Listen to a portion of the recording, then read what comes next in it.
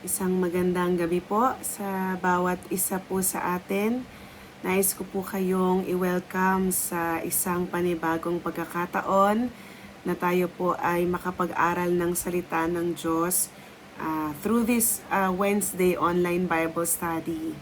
Ayan, nawa po ang bawat isa sa atin ay nakahanda na dahil alam ko po na ang Panginoon, kalooban niyang tayo ay patuloy na turuan, tulungan at gabayan, Lord, upang mas lalo natin siyang makilala, para mas lalo nating maunawaan ang ating katatayuan at kalalagayan sa kanyang paningin at maging maunawaan kung ano ang kalooban niya sa buhay natin.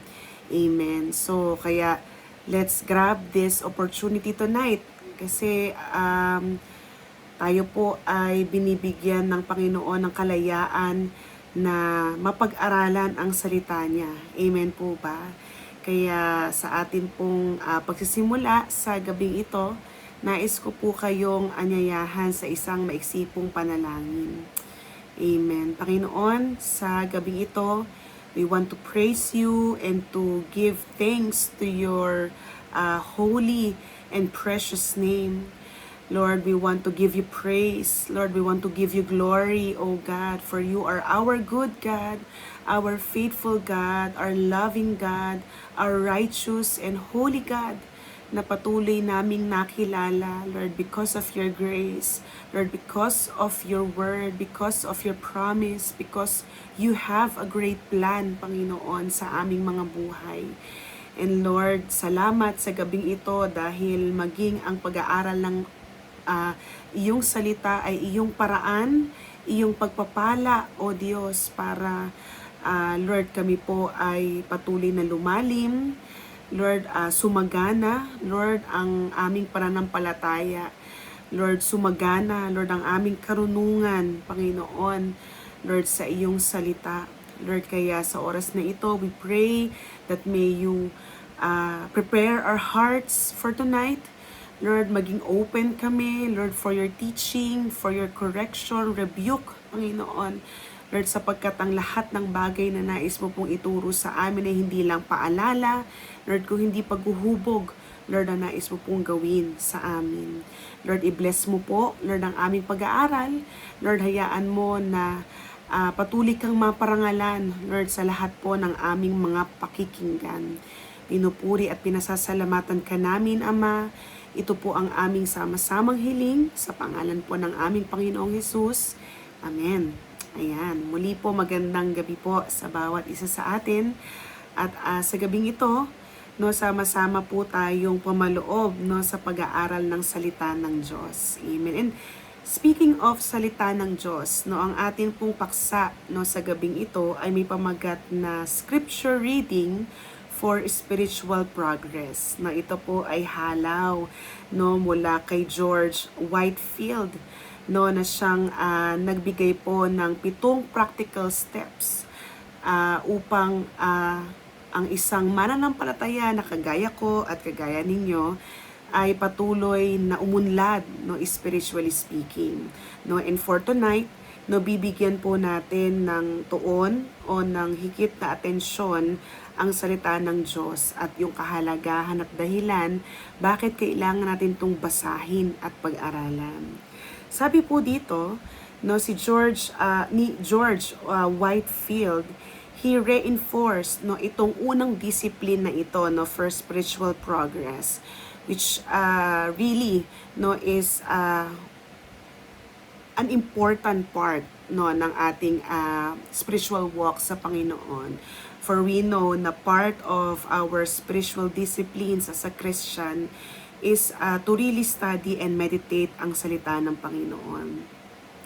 So sabi dito, no, sa pamamagitan ng pagbabasa ng salita ng Diyos, no, through several biblical passages, no, na siyang nagbibigay ng tuon, nagbibigay ng linaw, no, patungkol sa nature o sa kalikasan ng salita ng Panginoon, and most specifically, no, yung kahalagahan at yung magandang bunga no, yung benefit nito kapag tayo ay merong regular o madalas na interaction, no, sa salita ng Panginoon.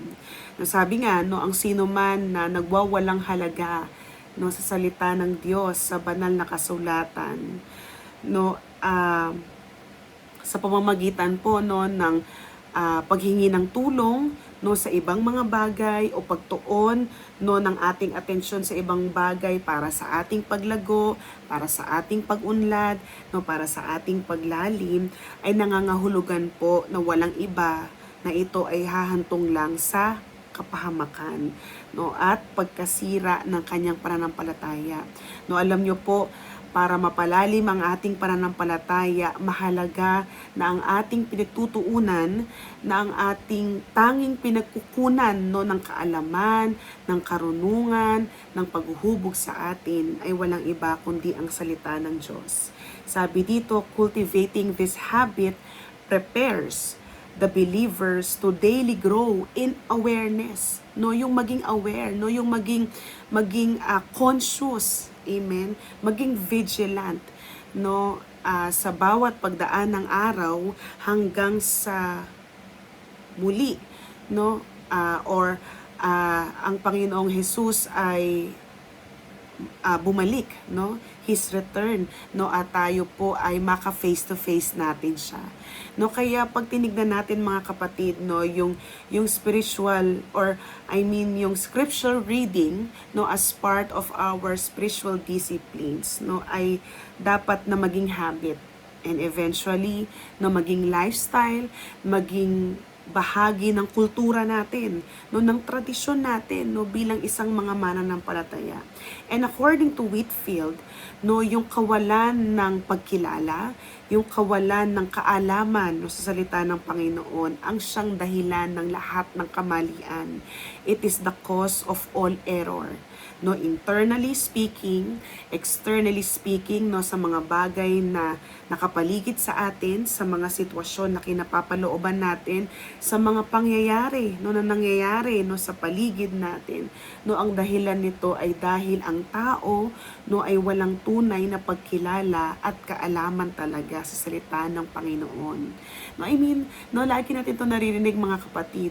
No, halimbawa, no, sa pagharap natin sa isang problema, sa isang mahirap na sitwasyon ng ating buhay, how can we effectively mapagtagumpayan, no, ang lahat ng mga sitwasyon na ito kung hindi tayo armado ng salita ng Panginoon? 'Di ba? Kung hindi natin alam ang kanyang mga pangako, hindi natin alam ang instruction niya, no, kung papaano natin i-deal or i-address, no, yung iba't ibang sitwasyon ng buhay natin. No, kaya naman, no, because there is utter ignorance, no, aminin natin ito, no, na tayo ay ignorante, minsan pinipili nating maging ignorante, no, kaya meron siyang inihayag, no, ng mga 7 prinsipyo kung papaano natin magagawang pag-aralan effectively, and paano natin magagawang pag-aralan with much desire, no, ang salita ng Panginoon. So number 1, no, sa mga principles na ito according to George Whitefield, no, kailangan nating kilalanin or i-acknowledge na ang Bible, no, ang kapahayagan, God's revelation, no, of the way of salvation through Jesus Christ alone. Amen po ba? That the way, no, para makilala natin ang ating Savior is directly sa pamamagitan, no, ng pagbabasa ng Bible. Amen ba? Kasi there's no other, no, revelation ng Panginoon, no, na kanyang ibinigay sa tao para makilala siya, no, at para maunawaan yung kanyang work of redemption, yung kanyang plan of salvation, no, through Jesus Christ, than giving attention, no, sa pag-aaral na kanyang salita. And dito, no, when we say kailangan nating i-recognize ang Bible, we need to recognize the wholeness of Bible, no, yung kabuuan, no, yung bawat bahagi no ng salita ng Panginoon, na si Jesus Christ, no, whether we agree or not, no, he can be found in the Old Testament.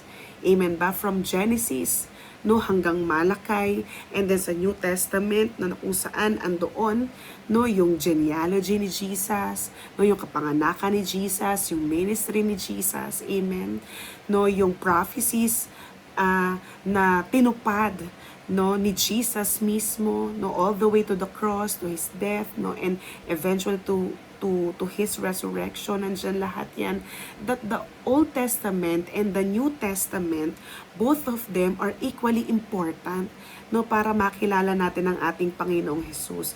If we are careful in searching for Christ, no, sa bawat bahagi, no, sa bawat sections, no, ng Old and New Testament, no, na alam nyo mga kapatid, no, really, no, if we will pose a question, no, nasaan si Kristo, no, sa Book of Genesis, no, nagawa ba natin yung itanong, no, kapag tayo ay nagbabasa, no, ng Old Testament, o sino si Kristo, no, nagpapakilala, no, sa Old Testament, either sa book na ito, sa kwento na ito, sa situation na ito, sa problema na ito, or even sa Bible character na ito that might be represent, no, yung future coming Messiah, amen ba, no, types of Christ, no, sa Old Testament characters, amen ba, no, kaya alam nyo mga kapatid, no, mahalaga, no, yung masusing pagsusuri. Amen ba? And salamat, no, sa Panginoon, because we have trusted and credible Bible teachers, no, Bible preachers, and even trusted and credible mga references, mga resources through books or through online, yung mga articles, no, na po pwede tayong mag-search, no, po pwede tayong mag-research, no, para mas maintindihan natin yung bawat passages, yung bawat mga sections or books ng Bible, particularly in the Old Testament, na kung saan walang direkta, no, na nagsasabi ng pangalan ng ating Panginoong Hesukristo. Amen ba? So, kaya doon sa mga passages na talagang mahirap malaman, mahirap maintindihan, amen ba, no, kagaya ng Book of Leviticus, kagaya ng Book of Numbers, sa akin personally, no, when I started reading the Bible cover to cover from Genesis to Revelation, no, isa sa mga struggle ko talaga, no, kapag dumarating na ako sa Book of Numbers, I mean, at the back of my mind, no, lagi kong iniisip, ano bang matututunan ko dito sa Book of Numbers? Puro bilang ito, puro computation ito, puro mga measurement ito, no, ano makukuha kong lesson dito? And ano ang makikita kong importance nito, no, when it comes, no, sa salvation, no, sa kung sino ang ating Panginoong Jesus, hindi po ba? So, kaya mahalaga, no, yung careful searching, no, kaya kailangan ma-recognize natin na si Jesus, hindi lang siya present sa New Testament, amen ba? Hindi lang siya present, no, sa mga gospel accounts, pero ang ating Panginoong Jesus is also present, no, even sa Old Testament. Amen ba? Secondly, it is important for us to have a proper attitude and approach to the scriptures. Amen ba? Mahalaga yung tamang posisyon ng puso. Amen? Maganda yung tamang motivation ng puso. No, kailangan tama ang ating attitude. No, so ano yung tamang attitude when we approach, no, or when we start reading, no, ang salita ng Panginoon? Tatandaan natin na ang ating Diyos, no, kalooban niya yung isang pusong mababa. Amen? Yung isang pusong contrite. Even yung isang pusong broken.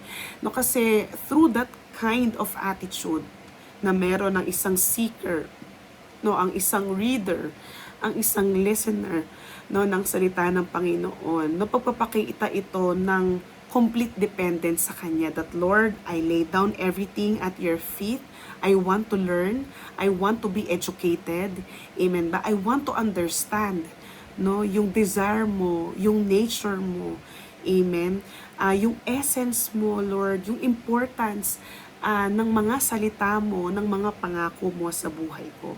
So God desires a humble heart because He hides His truth from the proud.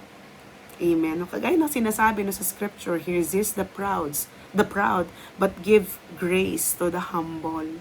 No, kaya kailangan na meron tayong desire no na maging tama ang ating puso no when we read the scripture. Yan. Thirdly, sabi dyan, we need to be intentional for the mysteries of God's kingdom. So mga kapatid, no, as we read the Bible, no, meron tayong mga passages, mga verses no, na mababasa or mapapakinggan dyan na sa unang tingin, parang ang ihirap niyang intindihin. No, na para bang ang daming mysteries, ang daming kababalaghan ng Bible. No, na you really need to read between the lines. No, there are passages no na hindi po pwedeng i-take natin literally. Amen ba? But there are also passages na literal, no, yung approach po niya o yung literal, no, yung itinuturo niya sa atin.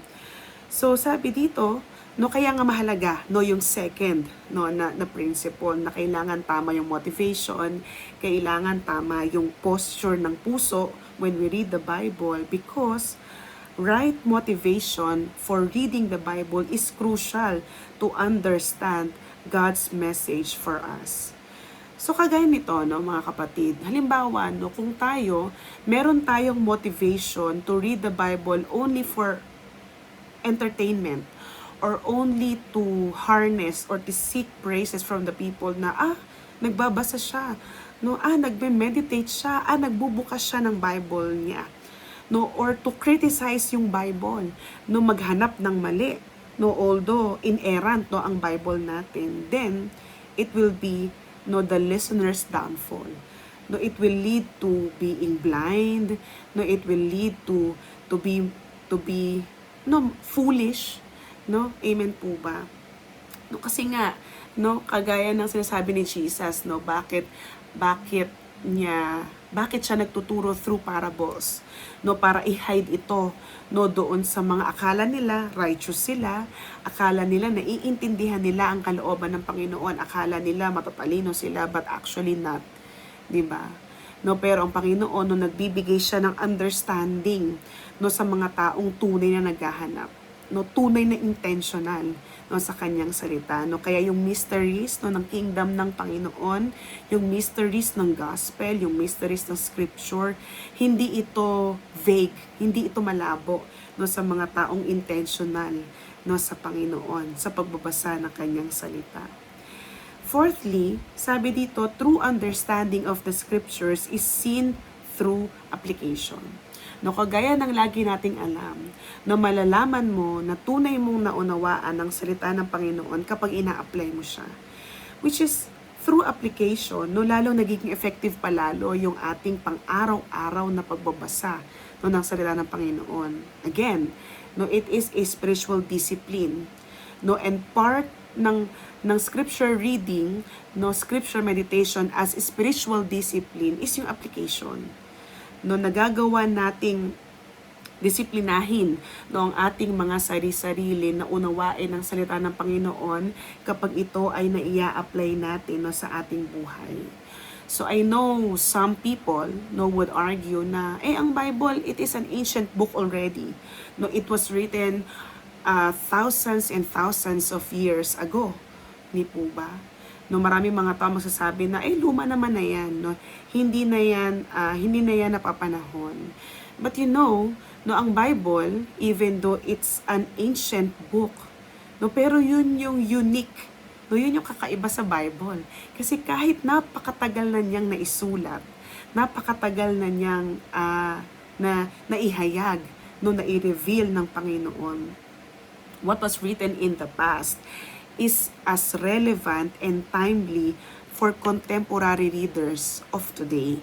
Amen. Bakit po?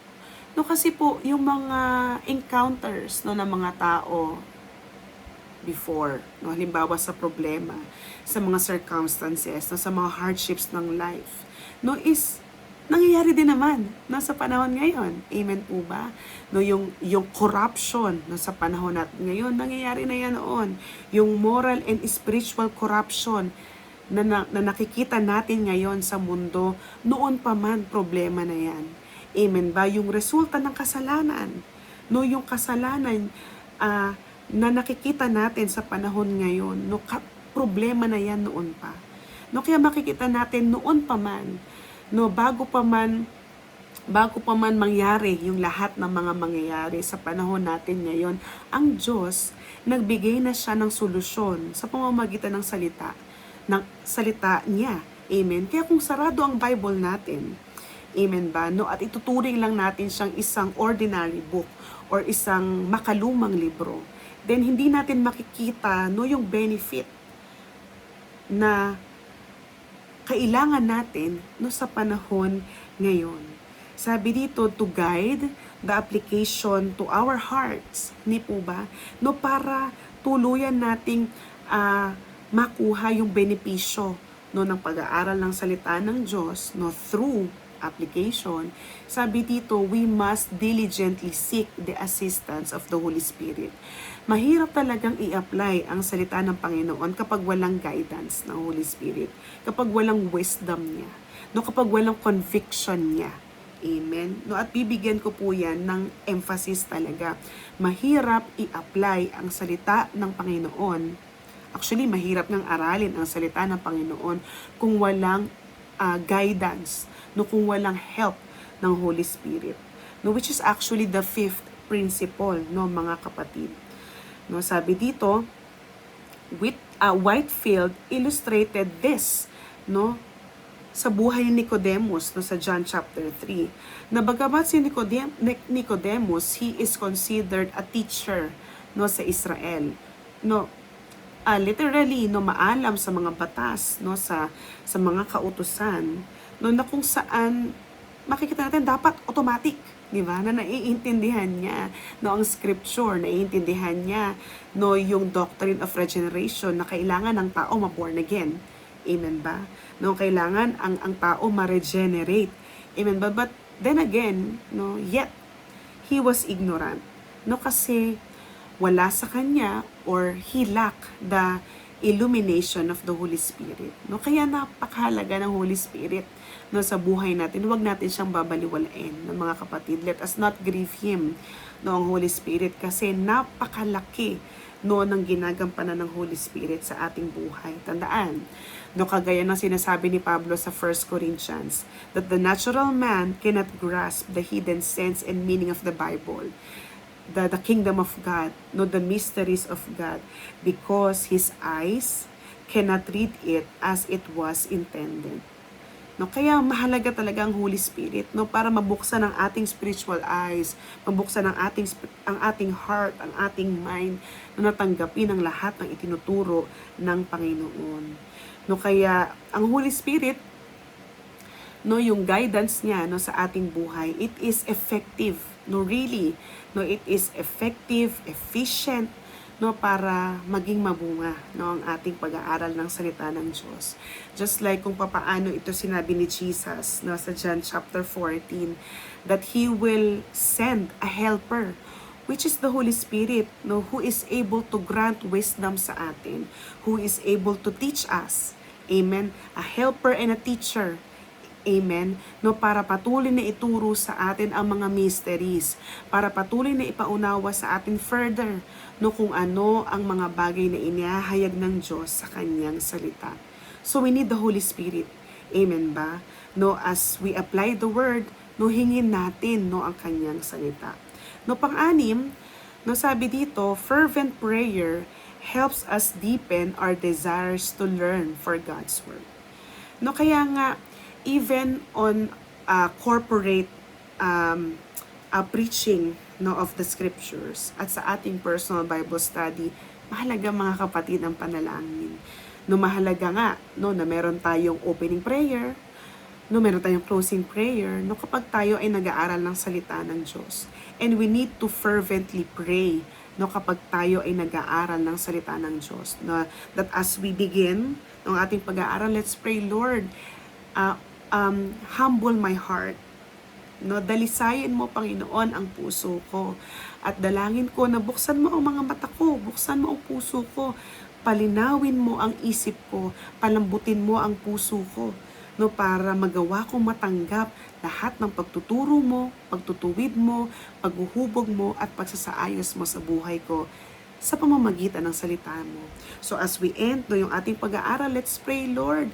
Tulungan mo po ako na patuloy na ma-digest lahat ng mga bagay na tinuturo mo sa akin so that magawa ko siyang i-apply effectively. Magawa ko siyang ma-apply religiously, daily, no, sa buhay ko. No, para mabigyan ka ng glory, no, sa buhay ko. And sabi nga dito, if possible, no, let us pray over every word and verse na ating naririnig. So kumbaga, lahat ng ating nababasa, lakipan natin ng panalangin.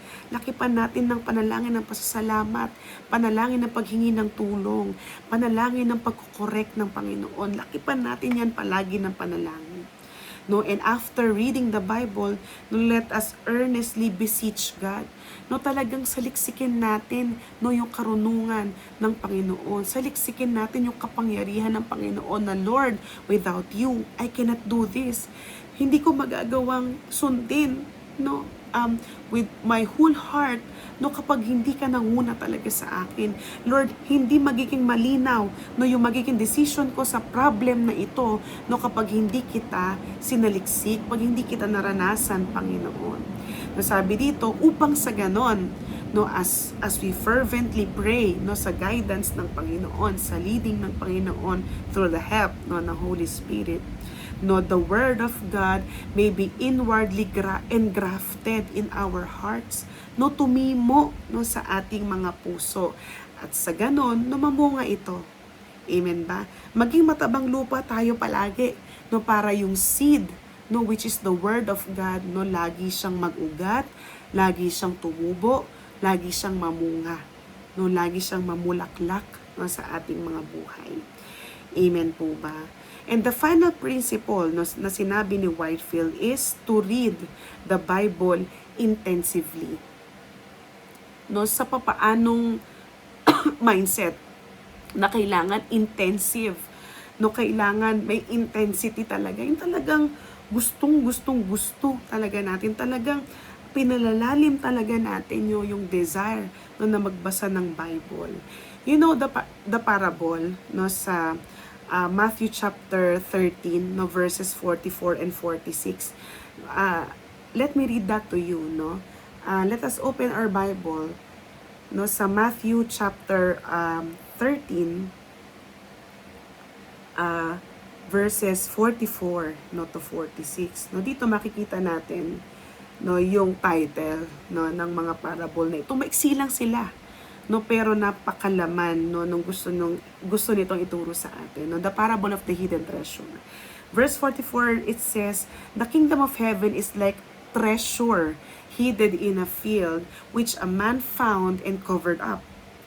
Then in his joy, he goes and sells all that he has and buys that field." So, sabi dito, ang kaharian ng Diyos, no, even ang salita ng Panginoon, no, ay kagaya, no, ng isang kayamanan na nakatago or nakaburied, no, nakalubog, no, nakapailalim, no, sa isang lugar, sa isang kapatagan, amen, na kung saan may isang tao na hinanap yon, amen, no, at nung nakita yon, tinabunan muna niya ulit, no, kasi meron siyang plano. Ano yung plano niya? No, dahil nagalak siya na meron siya nakitang hidden treasure, no, meron siya nakitang buried treasure. No, ang ginawa niya, ipinagbili niya ang lahat ng kanyang ari-arian at yung pera, no, mula sa kanyang pinagbili, no, ay ibinili niya nung lupa na yon na naglalaman ng hidden treasure. So what does this implies to us, no, mga kapatid? Na kapag tayo, no, kung tunay tayo may pagpapahalaga sa salita ng Panginoon, ito ang bibigyan natin ng importansya higit sa lahat. No, babaliwalain natin ng lahat. no, yung reasoning natin, no, yung mga opinions natin, mga prejudices and bias natin, no, yung opinions ng ibang tao. Amen ba? And to really stick, no, mag-focus, no, na kapag nagbasa tayo ng salita ng Panginoon, it's like parang wow, Lord, para ba akong naghukay, no, ng isang napakahalagang kayamanan na nung nakita ko siya, nakita ko yung value, no, sa buhay ko. Then it goes, no, sa verse 45, the parable of the pearl of great value.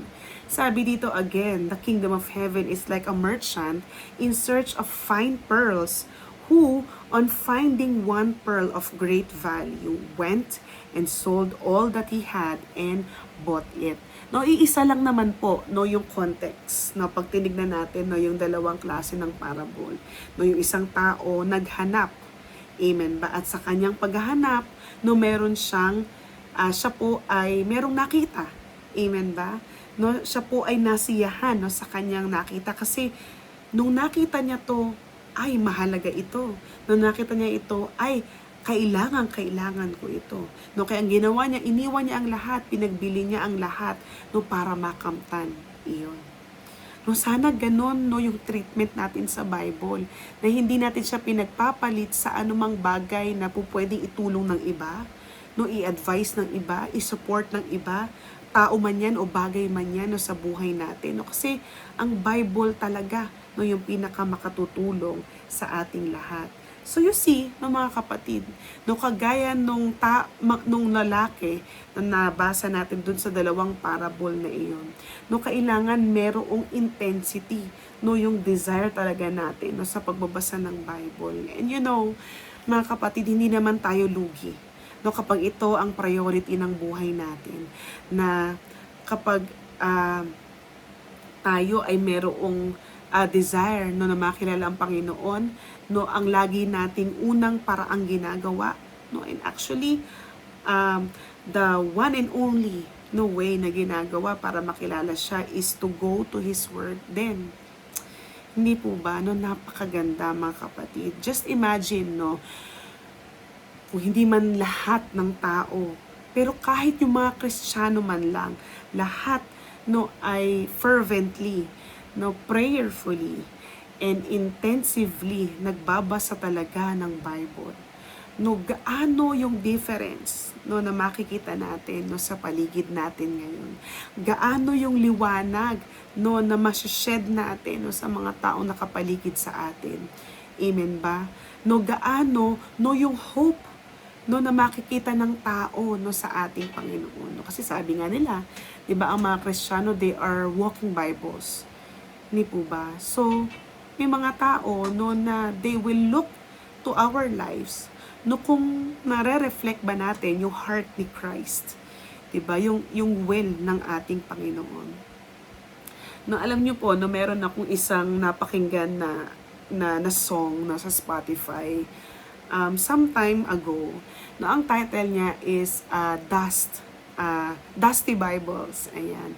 So sabi dun sa lyrics, we got dust on our Bibles and brand new iPhones. No wonder why we feel this way. Tapos nung napakinggan ko yung lyrics na yun, sabi ko, totoo din eh, no? Tayo, napaka-inam nating mag-invest, no, sa mga bagay, no, kagaya ng gadgets, kagaya ng alahas. No, sabihin ito mga temporal things na to, itong mga material things na ito. No, pero pagdating sa Bible, yung Bible natin puro alikabok. No, actually, no, sa sobrang pagkakastak, no, ng Bible natin, amoy bago pa siya. No, walang punit, no, walang sira, walang natiklop, walang natupi, 'di ba? Walang highlight, no, walang sulat, walang guhit, 'di po ba? No, kaya tama no? No, maybe, no, the reason, no, bakit ganito tayo, lagi tayong warrior, no? Maybe the reason, bakit lagi tayong fearful, bakit lagi tayong may reservation, no? Bakit hindi tayo makapag-commit fully sa Panginoon? Maybe, really, the reason is because yung Bible natin laging sarado, no? Naaalikabukan, no, hindi nabubuksan, no, pero yung mga gadget natin, napapalitan natin, nakakapag-upgrade tayo. 'Di ba? Meron tayong time, no, na magtuon ng oras sa mga bagay na yan, which is wala namang eternal value. No, guilty ako dito. No, guilty ang marami sa atin dito. No, kaya mga kapatid, no, nawa reminder ito, no, na kung ikaw ay mananampalataya na, no, at hindi ka nagbabasa ng Bible, talaga umaasa ka lang, no, sa Sunday preaching, no, umaasa ka lang sa mga reels, no, na napapanood mo na ng mga snippets, no, ng mga preachings or mga podcasts, no, pero wala kang personal study, then it's time. No, sabihin mo sa sarili mo, it's time, no, to seek the Lord, no, through His Word. Amen po ba? No, and if you are faithful in reading the Bible, kapatid, keep it up. Amen ba? No, kasi ang Panginoon nagagalak siya. 'Di ba? And always ask, no, ng wisdom sa Panginoon, no, para tayo ay laging magbasa, no, according sa biblical context talaga, na hindi tayo mag-cherry pick, no, hindi tayo maging selective, no, sa ating binabasa, kahit numbers yan, kahit Leviticus yan, na parang, Lord, ang boring, no, pero dahil meron kang tamang motivation, may tamang attitude ka, no, Lord, meron kang gustong ituro sa akin sa Book of Leviticus, sa Book of Numbers, 'di ba? No, meron kang gustong ituro sa mga Book of Prophets, 'di ba? Sa Psalms, sa Proverbs, 'di ba? Meron kang gustong ituro sa lahat ng ito. You treat them equally, 'di ba? Na lahat ito makakatulong sa atin. No, keep it up, no, mga kapatid, 'di ba? So, yun lang po, no? Sana po marami po tayong natutunan, no, sa sandaling ito. Sana tayo po ay patuloy na na-refresh, tayo po ay na-encourage. I hope na naging rebuke and naging correction ito, no, para sa ilan sa atin, no, at nawa naging invitation ito sa atin kung tayo ay nahintuman sa pagbabasa, no, tayo ay bumalik muli. Amen ba? No, kasi ang Panginoon, no, ready siyang magbigay, no, ng opportunity, no, ng pagkakataon sa atin, no. Every day, no, is always an opportunity to read the Bible. 'Di ba? Kailangan lang talaga, no, maging intentional tayo, mga kapatid. Amen ba? So, maraming salamat po, no, sa gabing ito. And sige po, tayo po ay mag-close sa prayer. Amen. Tayo po ay magpasalamat sa ating Panginoon. Lord God, sa gabing ito, Lord, we thank you, Lord, for the richness, Lord, for your grace, no, through your word, O God, na patuloy na nagpapaalala sa amin, Lord, na mahalaga ang salita mo, na hindi namin dapat binabaliwala ang salita mo, Lord, na dapat hindi namin pinipiling maging ignorante, Lord, sa salita mo, O God. Lord, hindi namin pinipiling maging malayo, Panginoon, sa salita mo, Lord, because this is the only way, O God, Lord, upang patuloy na maintindihan namin, Lord, kung papaano ka nagpapakilala sa amin, Lord, yung great plan of salvation mo, Lord, papaano mape-preserve, O God, Lord, yung Lord, sa aming kaisipan, na mahalaga ang gospel, Lord, papaano kami magagabayan nito, Lord, through our day-to-day walk, Panginoon, Lord, sa aming faith life.